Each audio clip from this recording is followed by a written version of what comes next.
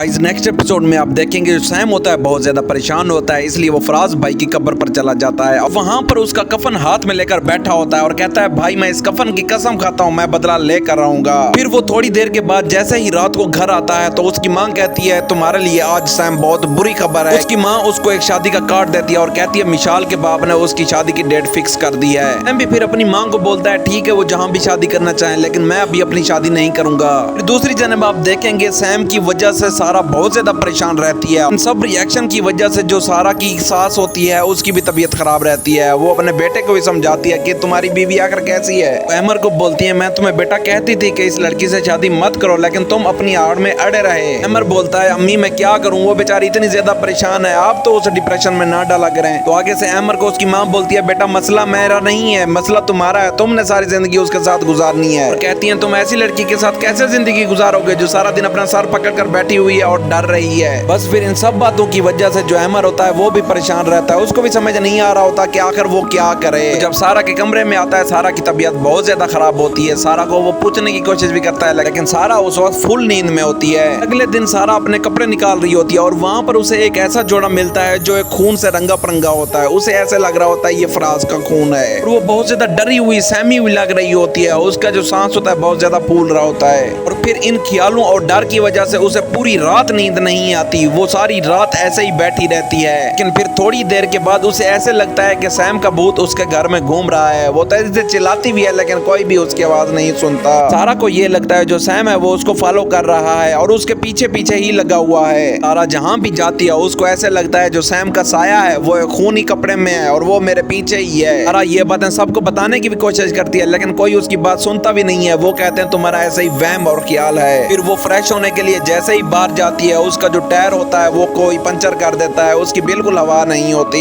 वो बेचारी डर जाती है कि अब मैं क्या करूंगी। वहाँ आसपास कोई भी नहीं होता और वो बिल्कुल अकेली होती है। वो कॉल करने की भी कोशिश करती है कि कोई आए या अहमर आए उसकी मदद करे लेकिन वहाँ पर सिग्नल भी जैम होते हैं। फिर वो कार के डोर ला करके उसके अंदर बैठ जाती है और बहुत ज्यादा डर रही होती है लेकिन वो बाहर नहीं निकलती। सैम जो होता है उसके ऊपर जोर जोर से लाइट मार रहा होता है। सारा बहुत ज्यादा डर रही होती है लेकिन सारा को कोई आदमी नजर नहीं आता। रात के इस पैर सारा के करीब भी कोई नहीं होता, सारा के कॉल भी कोई नहीं उठा रहा होता और सारा बेचारी अकेली कार का दरवाजा बंद करके बैठी होती है लेकिन फिर भी कोई आता है उसे डरा देता है और वो भी सैम होता है। उसे लगता है ये ख्याल है मेरा।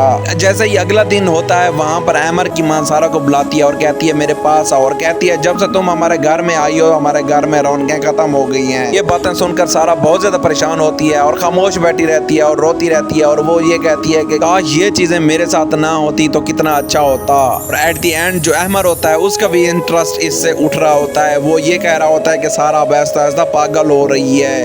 अगर आपको हमारी वीडियो अच्छी लगती है तो काइंडली लाइक एंड सब्सक्राइब जरूर किया करें।